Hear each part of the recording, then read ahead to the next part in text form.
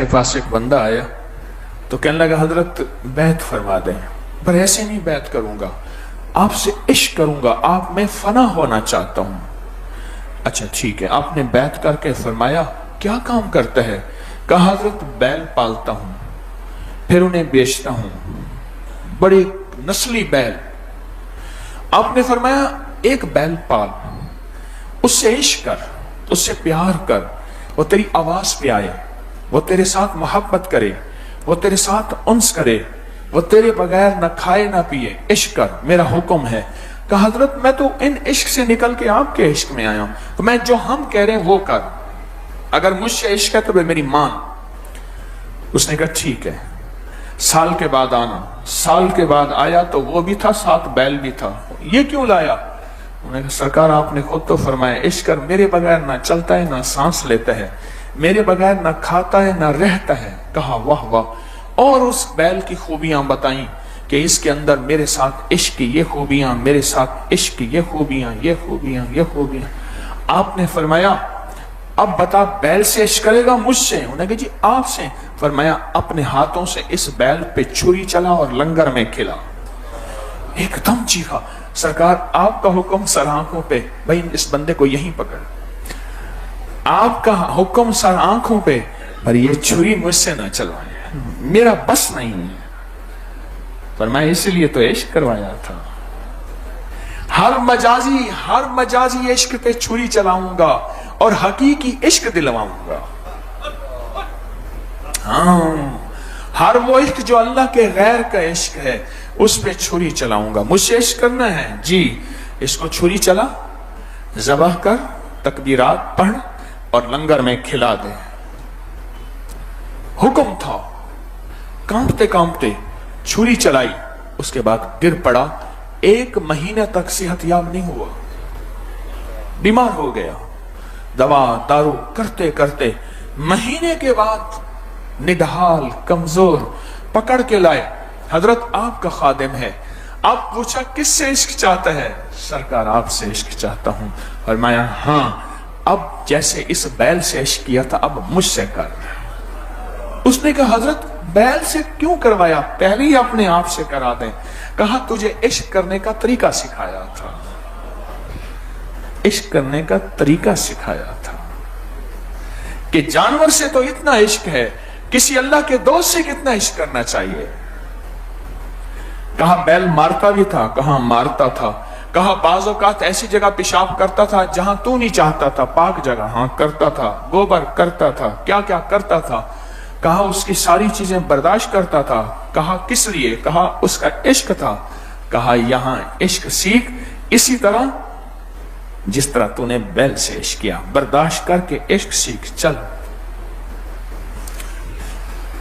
ये इश्क फकीर सिखाते हैं। मुझे कुछ खबर नहीं थी तेरा दर्द क्या है या रब, तेरे आशिकों से सीखा तेरे संग दर पे मरना। मुझे आ गया है जीना, मुझे आ गया है मरना। ये इश्क, ये बिस्मिल्लाह, ये अल्लाह के नाम, ये फुकरा सिखाते हैं। और सिखाते उस वक्त हैं जब अपने आप को 100% हवाले कर दें, 100% हवाले कर दें। और जो 100% हवाले नहीं करेंगे फिर क्या होगा? एक आमले का बाग था, आमले का मुरब्बा होता है, आमले का बाग था। माली गया, आमले नीचे गिरे हुए थे पक कर, उसने आमले उठाने चाहे तो आमले ने पूछा किस लिए उठा रहे हैं? कहा तेरा मुरब्बा बनाऊंगा। अच्छा फिर क्या होगा? कहा बादशाह के दस्तरखान पे सोने चांदी के वर्क, सोने चांदी के प्लेटों में सजा तू जाएगा और बादशाह के दस्तरखान की जीनत बनेगा। अच्छा कमाल है। उसने कहा मुझे उठाओ, पर उठाने से पहले दस्तरखान तक पहुंचाने के लिए करोगे क्या? उसने कहा तुझे, तेरे अंदर है खटास, तुझे खूब उबालूंगा, फिर तुझे सुइयों से चोपूंगा, तेरे अंदर की खटास निकलेगी, फिर चीनी के शीरे में डालूंगा, तेरे अंदर मिठास भरूंगा, फिर दस्तरखान पे। कहा ये इतने मरहले मुशक्कत के मैं नहीं बर्दाश्त करता, कोई शॉर्टकट निकाल। उन्होंने कहा शॉर्टकट नहीं है, इश्क में शॉर्टकट नहीं। انہوں نے کہا میں برداشت نہیں کرتا. اس نے بار بار کہا کوئی نہیں, تھوڑی سی مشقت ہے لیکن اس کے بعد تجھے اعزاز بہت ملے گا. انہوں نے کہا نہیں. اچھا چلو تیری مرضی. اگلے آملے کے درخت کے پاس پہنچا, آملے کا اٹھانے لگا تو پوچھا کون, کیوں؟ اس نے ساری کہانی سنائی, اس طرح تیرے پر مشقت تھوڑی سی اور اسی طرح ہوگا. اس نے کہا اگر مجھے بادشاہ کے دسترخوان پہ سونے چاندی کے ورقوں, سونے چاندی کے پلیٹوں, جاگ رہے یا نہیں جاگ رہے, سونے چاندی کی پلیٹوں کے ساتھ اگر میرا ہے تو پھر یہ تھوڑی سی مشقت کوئی بات نہیں. اس کے بعد اس نے مربع بنایا, آملہ بنایا, بادشاہ کے دسترخوان پہ پہنچا. کچھ عرصے کے بعد کہا کہ وہ آملہ خشک ہو گیا ہوگا جس نے مجھ سے دوستی نہیں کی تھی, اس کو اس نے جمع کیا. جمع کرنے کے بعد بوریوں میں بھرا, بوری کے بعد پنساری کو دیا. پنساری نے آملہ, ہریڑ, بہڑا ملا کے دوا بنائی اور وہ قبض کشا دوا بن گئی. دوا تو بنی اور قبض کشا دوا بنی. اور وہاں کیا تھا؟ وہاں سونے چاندی کے دسترخوان, سونے چاندی کے ورقوں سے سجنا تھا. اپنے آپ کو کسی فقیر کے حوالے کر دو, پھر تھوڑی سی اگر ناگواریاں آئیں تو وہ نگاریوں کو سمجھو کہ اس میں خیر ہے, اس میں برکت ہے. اور ساری عمر ابو جہل کے تانے ملیں گے. ابو جہل کے, میں یرموک کے میدان پہ کھڑا تھا. یہ یرموک اردن میں ہے. سامنے ایک چھوٹی سی تار تھی, اس نے کہا یہ اسرائیل ہے, سامنے بالکل آمنے سامنے. اور مجھے ایک منظر میں ڈوب گیا. وہیں کھڑے کھڑے غزوہ یرموک, خالد بن ولید جن کو میرے حبیب کملی والے نے سیف اللہ کا لقب دیا کہ یہ اللہ کی تلواروں میں سے ایک تلوار ہے. ایک گھوڑ سوار آیا, دھول اڑتی ہوئی, تیز رفتار, کئی راتوں کا سفر کرتے, اور اس نے نامہ بر ایک خط دیا. خط کھولا تو خط میں لکھا ہوا تھا خالد بن ولید سپہ سالار نہیں آج کے بعد, وہ معزول ہے. آج کے بعد ابو عبیدہ بن جراح, ان کا مزار بھی وہیں گئے ہم, ابو عبیدہ بن جراح آج کے بعد آرمی چیف سپہ سالار ہیں. بس ایک دم نقشہ بدل گیا. کئی لوگوں نے کہا خالد یہ تجھے خدمت کا صلہ ملا, یہ تیری محبت کا صلہ ملا, یہ تیرے عشق کا صلہ ملا, جو آج کے بول بھی ہیں اور قیامت تک یہی رہیں گے. لکھ لینا میری بات کو, آج نہیں قیامت تک یہی بول رہیں گے. جس کو بھی کسی خدمت سے ہٹا کے کسی دوسری خدمت میں ڈالا یا کہا کہ ابھی آپ آرام کریں, اس کو یہ بات سننے کو نہ ملے تو کہنا جھوٹ ہے. یہی تیری خدمت کا صلہ ملا, یہی تیری وفاؤں کا صلہ ملا. ایسی صلہ ہوتا ہے, یہاں کوئی وفا نہیں, یہاں کوئی خدمت نہیں, یہاں خود غرضیاں ہیں, یہاں دنیا داریاں ہیں, اور یہ ہیں. یہی سب کچھ خالد بن ولید کو سننے کو ملا. پر خالد بن ولید نے اپنا دھڑا نہیں بنایا. میرا ایک گمان ہے خالد بن ولید اپنا دھڑا بناتے تو اکثریت خالد بن ولید کے ساتھ ہوتی کہ ہم آپ کے ساتھ ہیں. پتہ انہوں نے کیا سوال, ساری باتیں سننے کے بعد صرف ایک جواب دیا. پہلے سپہ سالار تھا, اب سپاہی ہوں, اور سپاہی بن کے میں لڑتا رہوں گا. اور سپاہی بن کے لڑے, اور پھر میں ان کے ایک اور ملک میں گیا, ان کے مزار پہ خاموش مجھے پھر واقعہ یاد آیا. میں ایک اور ملک میں ان کے بیٹے کے مزار پہ گیا. ایک ملک میں ایک بیٹا ہے, ایک ملک میں دوسرا بیٹا ہے, ایک ملک میں باپ ہے. میں ایک ملک میں گیا, وہاں کھڑا, اور یہ مجھے نظر آیا, اور ایک پیغام ملا مجھے. خیال کرنا جب عشق کی راہوں پہ چلو گے, اور عشق کی راہوں میں تھوڑا سا امتحان آنا عشق کا حصہ ہے. کس کا حصہ ہے؟ حصہ ہے. تو پھر یہ باتیں تمہارے کانوں میں سننے کو ملیں گی, اور قیامت تک ملیں گی کہ تمہاری وفاؤں اور محبتوں کا تمہیں یہ صلہ ملا. سمجھ لینا کہ میں خالد بن ولید سے بڑھ کے نہیں ہوں, میں خالد بن ولید سے بڑا نہیں ہوں, میں خالد بن ولید کے سے عظیم نہیں ہوں. وہ عظیم نہیں تھے, عظیم تر تھے. وہ عظیم نہیں تھے، عظیم تر تھے، انہیں بھی یہ باتیں سننے کو ملی تھیں۔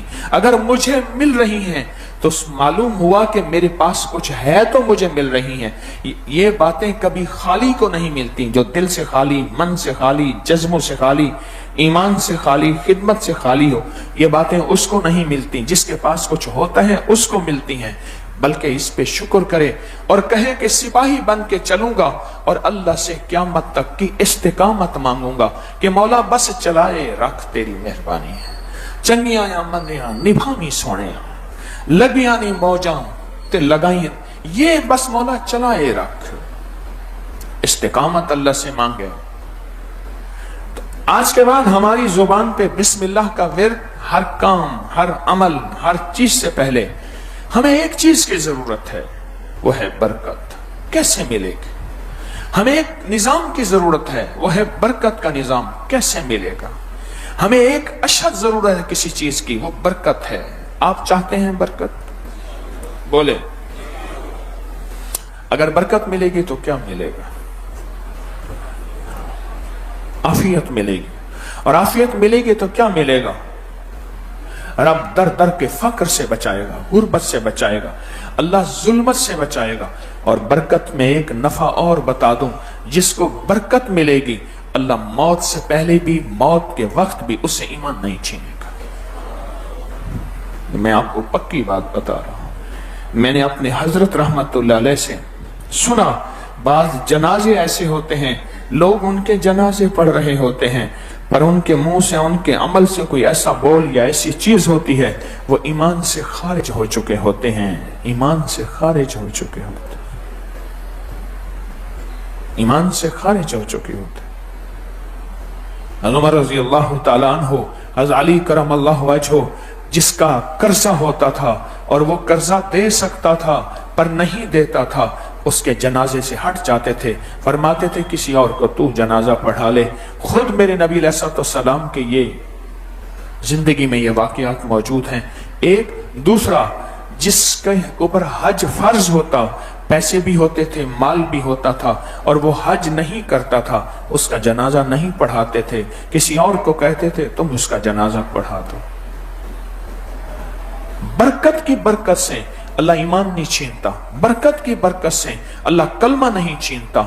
کلمے کی موت چاہتے ہیں انشاءاللہ، ایمان والی موت چاہتے ہیں، پھر برکت کی تلاش کریں، اور برکت کی ابتدا بسم اللہ میں پڑی ہے، برکت کی ابتدا بسم اللہ میں پڑی ہے، برکت کی انتہا بسم اللہ میں پڑی ہے۔ بسم اللہ الرحمن الرحیم، یا بعض دعائیں ایسی ہیں ان میں پوری بسم اللہ الرحمن الرحیم نہیں ہے، جیسے بسم اللہ وعلا برکت اللہ، بسم اللہ توکلت علی اللہ لا حول ولا قوت الا باللہ، اور کتنی بسم اللہ الذی لا یضر مع اسمہ شیئا فی الارض ولا فی السماء وهو السمیع العلیم۔ اور کون سی دعا ہے؟ بسم اللہ علی دینی و نفسی و ولدی و اہلی و مالی۔ اور کون سی دعا ہے؟ بسم اللہ مجریہا و مرسا۔ اور کون سی؟ بسم اللہ الذی لا یضر، میں نے پڑھی ہے۔ اور کون سی دعا ہے؟ بسم اللہ ما شاء اللہ لا قوت الا باللہ۔ اور کون سی دعا ہے؟ بسم اللہ والحمدللہ۔ جو وضو کرنے سے پہلے یہ دعا پڑھے گا، مختصر سن لے اس کے فائدے، جو وضو کرنے سے پہلے، یعنی جب وضو کرے گا تو دل ہی میں یہ دعا پڑھ لے گا، بسم اللہ والحمدللہ۔ پڑھیں سارے، بسم اللہ والحمدللہ۔ جو یہ دعا پڑھے گا وضو سے پہلے، اللہ غیب کے خزانے سے جب تک باوضو رہے گا، فرشتے نیکیاں نیکیاں نیکیاں لکھتے لکھتے لکھتے لکھتے رہیں گے۔ اور کون سی دعا ہے بسم اللہ کے ساتھ؟